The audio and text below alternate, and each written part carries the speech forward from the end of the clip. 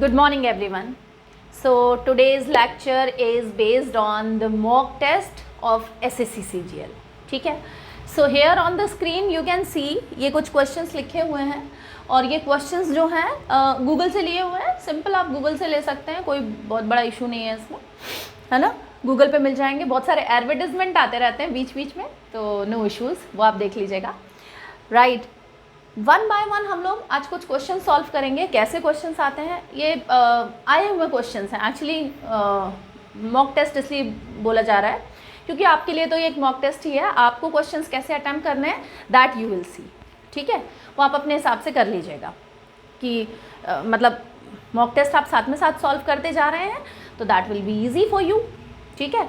सो आज के क्वेश्चन से हम लोग स्टार्ट करते हैं. SSC CGL इंग्लिश क्वेश्चंस हैं और वन बाय वन हम लोग क्वेश्चन सॉल्व करने की कोशिश करेंगे. इसमें डिटेल आंसर भी हैं. गूगल पे आप सर्च करोगे आपको बहुत सारी साइट पे फ्री आपको क्वेश्चन आंसर्स मिल जाएंगे. क्वेश्चन आंसर्स तो मिल जाएंगे, एक्सप्लेनेशन कहाँ मिलेगा. रिटर्न में मिल जाएगा डिटेल एक्सप्लेनेशन, लेकिन उसे कोरिलेट कौन करेगा. Right. So that's why I am here to teach you in this way so that आपको समझ में आए कि कैसे क्वेश्चंस वो आंसर तक कैसे पहुँचे हैं. ठीक है. तो पहला question I am reading for you. The following sentence has been split into 4 segments. 4 segment में बटा हुआ है. 4 सेगमेंट में जो सेंटेंस है उसको बांटा गया है. Right. Identify the segment that contains a grammatical error. आपको वो सेगमेंट आइडेंटिफाई करना है जिसमें ग्रामेटिकल एरर है. ठीक है. तो फर्स्ट जो है, फर्स्ट आप सेंटेंस पढ़िए. डेनियल सेट ऑन, ये पहला सेगमेंट है. हिज न्यू बाइक दूसरा सेगमेंट है.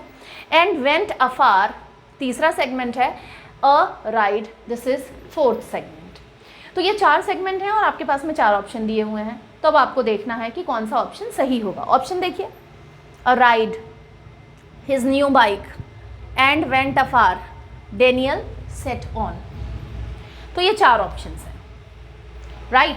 और ये जो 4 ऑप्शन हैं इनमें से सही ऑप्शन कौन सा निकलेगा वो वहाँ तक हमें पहुँचना है. ठीक है. अब आप देखिए डेनियल सेट ऑन. डेनियल जो है वो सेट ऑन बैठ गया, पास्ट टेंस का है. आपको ग्रामेटिकल एरर निकालने हैं तो आप किस तरह से निकालेंगे. डेनियल सेट ऑन, यहाँ तक कोई गलती नहीं है, पास्ट टेंस का है. डेनियल बैठ गया, कहाँ बैठ गया वो देखते हैं. हिज न्यू बाइक, उसकी जो न्यू बाइक है उसके ऊपर बैठ गया. ठीक है. एंड वेंट अफार, और चला गया. अफार, वेंट अफार, क्या यही प्रॉब्लम नहीं आ रही. वेंट अफार, चला गया अफार, ये कैसा मामला है. A ride, went afar a ride या वेंट फॉर अ राइड. थोड़ा क्लिक किया ना माइंड में. अब इसके एक्सप्लेनेशन देखिए, ये भी आपको गूगल पे बहुत आराम से मिल जाएंगे. You can search over there. इसका आंसर तो वेंट अफार ही है. की पॉइंट्स देख लीजिए. ये टेक्स्ट बुक से लिया हुआ है. ये पूरा का पूरा जो क्वेश्चन पेपर है वो टेक्स्ट बुक से है. तो आप कोई भी साइट उठा लीजिए, साइट पे आपको मिल जाएगा. ठीक है. अब इसके की पॉइंट्स देख लीजिए. की पॉइंट्स में जो लिखा हुआ है, the segment that contains a grammatical error is and went afar. क्यों? क्योंकि error lies in word afar. क्यों है? क्योंकि afar is incorrect because it does not fit with the intended meaning of the sentence. For a ride होना चाहिए था, अफार a ride नहीं. क्या मतलब होता है अफार का? The correct phrase should be and for a ride to indicate that Daniel sat on his bike and went out for a ride. Daniel bike के ऊपर बैठ गया और राइड के लिए निकल गया, चला गया. पास्ट टेंस में है, सिंपल पास्ट टेंस में, तो टेंस में कोई गलती नहीं है. लेकिन यहाँ फॉर में और अफार में गलती है. ठीक है. की पॉइंट्स में आगे देखिए. अफार मीन्स एट. अफार मीन्स किसी चीज़ के ऊपर. तो यहाँ पर ऊपर वाले सेंस में तो ये आ ही नहीं रहा है. एट और टू अ ग्रेट डिस्टेंस, या फिर एट होता है या फिर एक लंबे डिस्टेंस के लिए. तो यहाँ अ फार जैसी कोई चीज़ नहीं आ रही है, इसलिए यहाँ पर क्या आएगा? For. Daniel set on the bike Daniel set on the bike and went for a ride. Daniel bike पे बैठ गया और एक राइड के लिए, राइड मतलब एक चक्कर लगाने के लिए, छोटे बच्चों को बोलते हैं चलो घूमी घूमी करवा के ले आए. So that is Daniel set on his bike and went for a ride. यहाँ पर अ फार जो है वो नहीं आएगा. नेक्स्ट क्वेश्चन देखिए, एंटोनिम का है ना, आंसर नहीं बताया जाएगा अभी आपको। नेक्स्ट क्वेश्चन एंटोनिम का है। सिनोनिम, एंटोनिम, वोकेबुलरी के क्वेश्चंस हैं। वोकेबुलरी के क्वेश्चंस है, रूट वर्ड की पूरी सीरीज़ चल रही है, वो सारे वीडियोस आप देखते चलिए। अच्छा, वीडियो को ज़रूर लाइक कर लीजिए, चैनल को सब्सक्राइब करिए। इट्स अ मोटिवेशन फॉर मी। जब आप लोगों के अच्छे कमेंट्स आते हैं कि समझ में आ रहा है, या कुछ क्वेरीज होती हैं, क्वेश्चन होते हैं, और आप पूछते हैं कि मैम ऐसे SSC CGL में क्या करूं, CHSL में क्या करूं, बैंक PO का एग्ज़ाम है तो मुझे कैसे इंग्लिश प्रिपेयर करनी है। So it's a motivation for me. My whole sole motto is to teach you in this way so that you will get selected in your exam, whatever exam you are preparing for, right? So second question देख लेते हैं। select the most appropriate antonym of the given word। जो word दिया हुआ है उसका जो सबसे ज़्यादा एंटोनिम अप्रोप्रिएट एंटोनिम है। एंटोनिम मतलब क्या होता है? सिनोनिम मतलब समानार्थी, एंटोनिम मतलब विरोधाभास, विपरीत अर्थ वाला जो होता है। हिंदी में उसका एक पर्टिकुलर टर्म होता है, विपरीतार्थी या विरोधार्थ, ऐसा कुछ ना, विपरीत अर्थ वाला जो शब्द होता है। I can not recall right now कि हिंदी में उसको क्या बोलते हैं। समानार्थी तो बोलते हैं, सिनोनिम मतलब समानार्थी होता है, समान अर्थ वाले, ठीक है। सो देखिए एंटोनिम, एंग्जाइटी। अभी एग्ज़ाम की एंग्जाइटी हो रही होगी आपको, कैसे एग्ज़ाम का पेपर आएगा, कैसे तैयारी मुझे करनी है, पास होऊंगा नहीं होऊंगा। हाँ, घर वाले बड़ा विश्वास करके बैठे हुए हैं, ठीक है, और बहुत सारे क्वेश्चंस जुड़े हुए हैं लाइफ के ये एग्ज़ाम को लेके। तो ये एंग्जाइटी होती है ना, एंग्जाइटी हो रही है आपको चिंता हो रही है, उत्सुकता हो रही है, ये सारी चीज़ें हो रही हैं, उसके लिए एक वर्ड आता है एंग्जाइटी, ठीक है। चिंता हो रही, चिंतित हो रहे हैं। तो एंग्जाइटी का एंटोनिम क्या होता है? डिस्कम्फर्ट। डिस्कम्फर्ट मतलब कंफर्टेबल नहीं हो, डिस लग गया ना, डिस जिसमें भी लग जाता है, DIS, ये क्या है? प्रीफिक्स है और इसका मतलब नकारात्मक तौर से आता है। डिस्कम्फर्ट, डिस से और बनाइए, डिस्क्वालीफाइड, और सोचिए डिस से, और कमेंट करिए, कमेंट बॉक्स में कमेंट करके बताइए डिस से बनने वाले शब्द। डिस्कम्फर्ट हो गया, शी डिसलाइक्स मी, है ना, यूजुअली बॉयज़ के लिए एक अच्छा सेंटेंस है। और लाइक्स मी, उसका ऑपोजिट, शी लाइक्स मी। तो डिसलाइक, डिस करके किसी चीज़ के लिए नकारात्मक वो आता है, नकारात्मक भाव आता है इसमें। और डिस एक ऐसा प्रीफिक्स है जो नकारात्मक भाव दिखाता है, डिसक्वालीफाइड, डिससेटिस्फाइड, है ना, डिस्कम्फर्ट, डिसलाइक। और सोचिए, कमेंट बॉक्स में कमेंट करिए आप और बताइए कि डिस कितनी जल्दी आप सोच पा रहे हैं डिस से बनने वाले शब्द। और जैसे ही आप सोचेंगे उसमें एक नकारात्मक भाव आएगा कि ये जो शब्द है वो नकारात्मक भाव से बना हुआ है, ठीक है। कमेंट बॉक्स में कमेंट करिए आप लोग, राइट। जब तक आगे चलते हैं, रिलीफ। रिलीफ मतलब आराम मिलना, बड़ा रिलीफ हुआ मुझे भाई, तुम्हारी जॉब लग गई, ऐसा सोच के मुझे बहुत रिलीफ हुआ है, मुझे बहुत रिलीफ मिला है, मुझे बहुत आराम शांति मिली है ना। पिताजी बोलते हैं जॉब लगने के बाद, बेटे की जॉब लग जाती है जब, पिताजी माताजी दोनों ही बोलते हैं, ठीक है। So relief. Agitation, agitation, hesitation, agitation. Agitation का क्या मतलब होता है? एजिटेट करना, थोड़ा संकुचित करना, संकोच। हेजिटेशन मतलब संकोच करना, एजिटेशन वही मन में उथल पुथल होना। तो दैट इज़, वो तो सिनोनिम ही हो गया एंग्जाइटी का।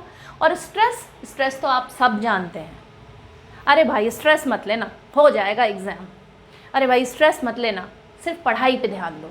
तो स्ट्रेस मतलब दिमाग में कोई एक कीड़ा बैठा लेना, है ना, और वो कीड़ा जो दिमाग में चलते रहता है, अरे एग्ज़ाम की डेट आ गई है, सिलेबस नहीं हुआ, मेरे तो मॉक टेस्ट ही सही नहीं जा रहे हैं, और 50 बातें। स्ट्रेस तो भाई जीवन में लेना ही मत, चिंता कभी नहीं करनी है।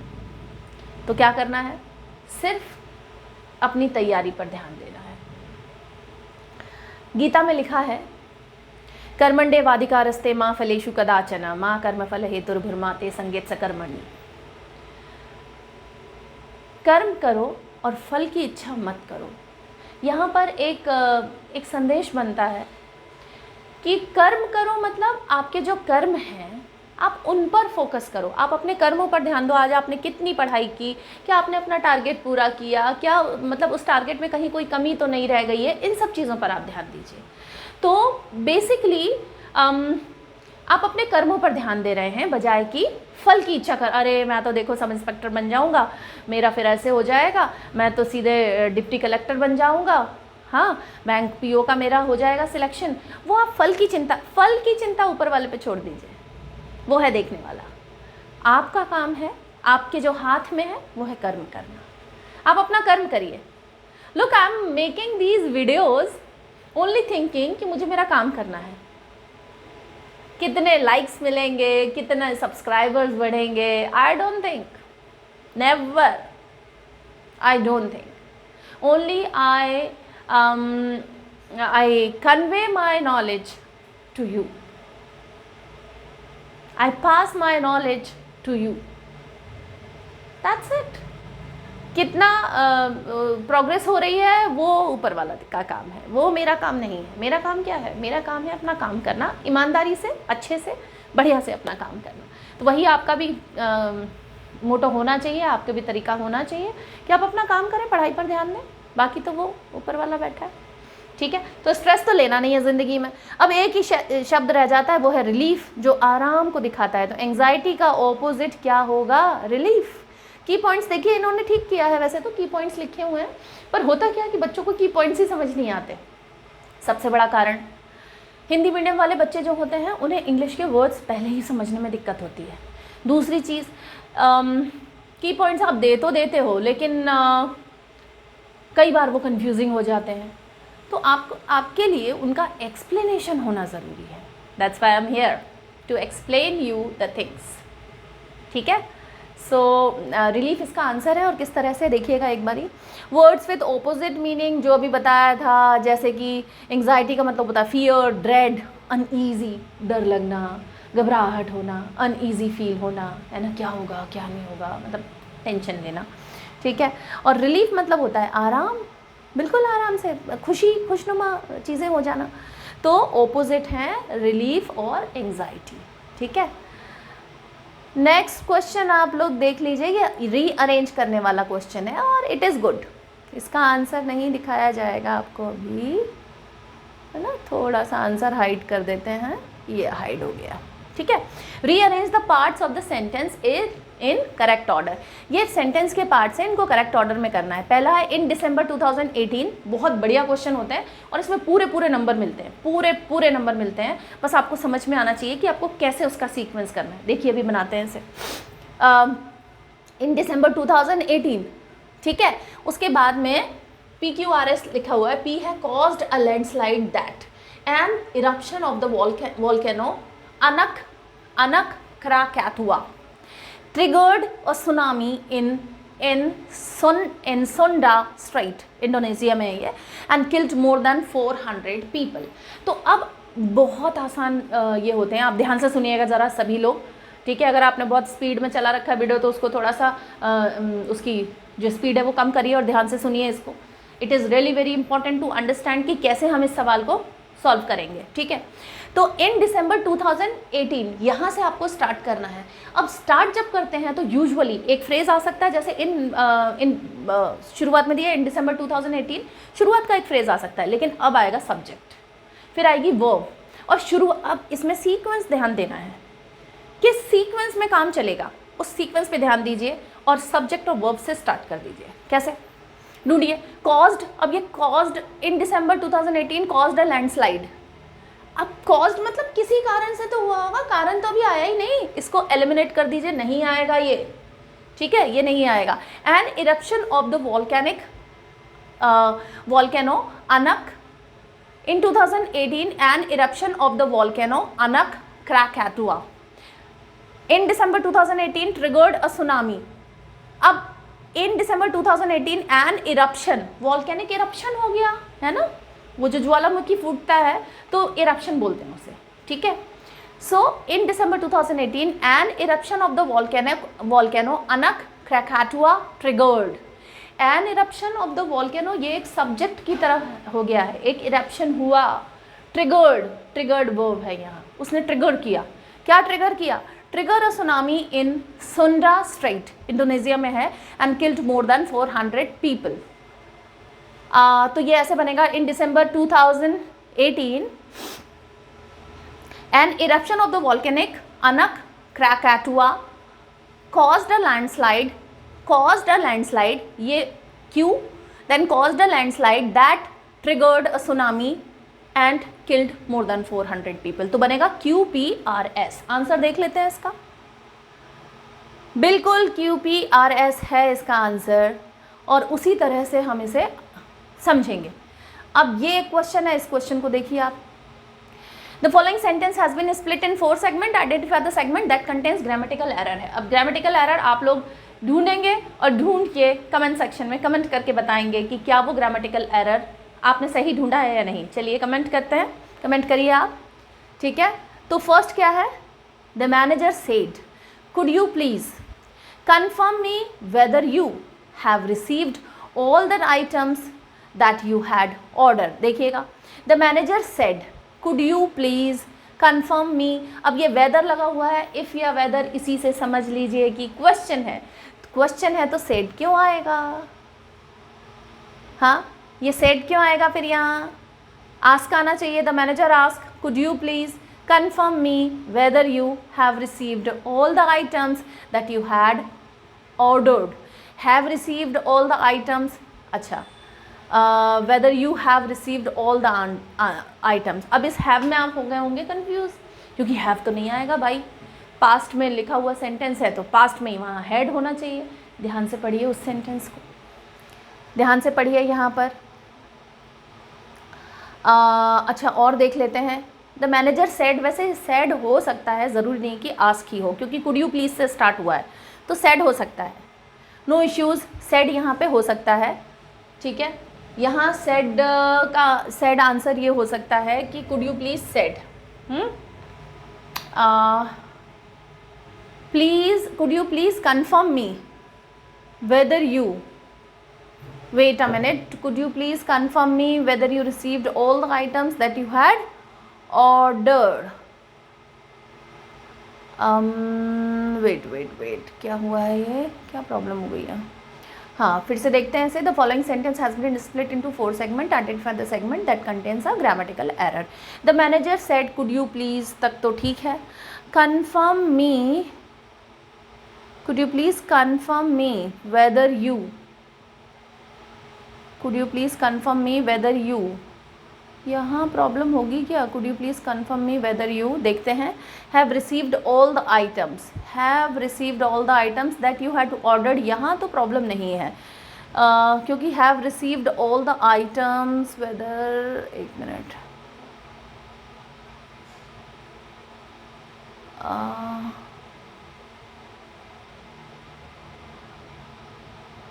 Yes it is confirm me whether you, यहाँ आना चाहिए प्रॉब्लम, है ना। थर्ड ऑप्शन होना चाहिए इसका, देखते हैं। Yes it is third option, yes it is third option, जो एरर है वो यहाँ है, कन्फर्म मी वेदर यू। अब इसके की पॉइंट्स भी देख लीजिए। Given sentence is grammatical incorrect, confirm whether you, तो कन्फर्म मी वेदर यू क्यों आया है? कन्फर्म वेदर यू आना चाहिए। confirm whether you should be used instead of confirm me whether you।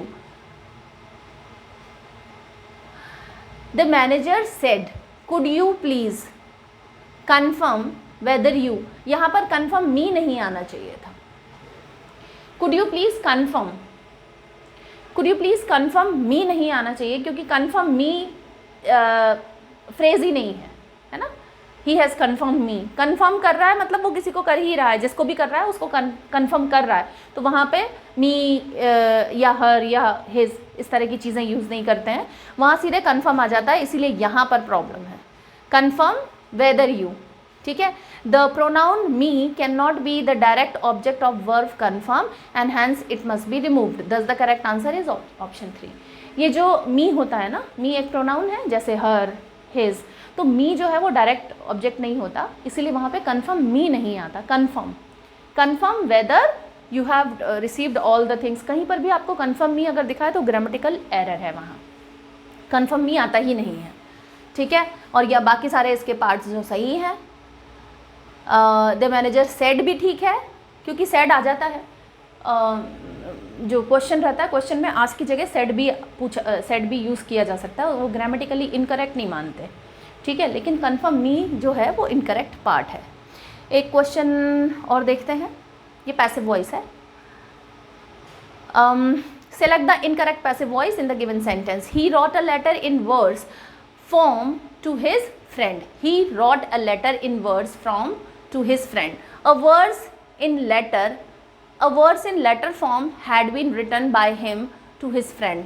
ये क्या किया है भाई, यहाँ पे आप सबसे पहले क्या ढूंढेंगे, object. He wrote a letter, ये है, ये रॉट अ लेटर है ना, जैसे I teach you, she teaches us English, यहाँ दो ऑब्जेक्ट हो गए, शी टीचेज अस इंग्लिश, तो अस और इंग्लिश दो ऑब्जेक्ट हो गए यहाँ पे। इसी तरह यहाँ पे भी दो ऑब्जेक्ट हैं। अब शी रॉट अ लेटर है, ठीक है, and his friend, a letter और हिज फ्रेंड दोनों ऑब्जेक्ट हैं, तो कैसे बनेगा, a letter in words form, a letter in words form was तो आ जाएगा, वॉज बीइंग नहीं आएगा, वो wrote a letter in words, had आ जाएगा यहाँ पे, तो a words letter form had been written नहीं आएगा, वॉज रिटन बाय हिम, ठीक है। A letter in words form was written by him to his friend, यहाँ पे ये बनेगा option number 3, yes. A letter in words form was written by him to his friend, और ये क्यों होगा, किस तरीके से होगा ये, पहली चीज़ तो ये समझिए कि पास्ट इंडेफिनिट में है, पास्ट इंडेफिनिट में है तो जब पैसिव में बनाएंगे तो हमारे पास में वॉज या वर आएगा और वर्ब की थर्ड फॉर्म आएगी। अब इसमें वॉज या वर देख लीजिए, वर्ब की थर्ड फॉर्म, यहाँ वॉज या वर नहीं है, यहाँ वॉज बीइंग लगा हुआ है जो कि कंटिन्यूस को दिखाता है, ये भी गलत है, ये भी गलत है, एंड वॉज रिटन ये ठीक है, यहाँ हैज़ बीन। अगर हम सिर्फ वर्ब की फॉर्म से देखें तब भी हमारा आंसर यही आ रहा है, लेकिन यहाँ दो ऑब्जेक्ट है, दोनों ऑब्जेक्ट की तरह से देखें तब भी आंसर यही आएगा। A letter in words form, in words form, a letter in words form ये पूरा एक ऑब्जेक्ट है, ठीक है, हिज फ्रेंड दूसरा ऑब्जेक्ट है, तो a letter in words form was written by him to his friend, यही है इसका सही आंसर। और पैसिव वॉइस में इसी तरह के क्वेश्चंस करेंगे। तो ये कुछ क्वेश्चंस हैं, ऐसे ही क्वेश्चन आते हैं एग्ज़ाम में, आपको यही माइंडसेट लेके यही तरीका लेके क्वेश्चन सॉल्व करने हैं। और ये एक्टिव पैसिव वाले क्वेश्चंस सीधे आप वर्ब देखिए, वर्ब देखते ही आपको समझ में आएगा क्वेश्चन सही है या नहीं है। सबसे पहले वर्ब देखिए, अगर वर्ब से भी वो कंफ्यूज करता है, थोड़ा हार्ड लेवल बनाया है पेपर, वर्ब से भी कंफ्यूज करता है तो फिर ऑब्जेक्ट देखिए, तुरंत आंसर आ जाएगा, राइट। सो आज के लेक्चर के लिए हम इतने ही क्वेश्चंस करेंगे। प्लीज़ चैनल को सब्सक्राइब करिए, वीडियो को लाइक कीजिए, right. Keep studying, thank you so much.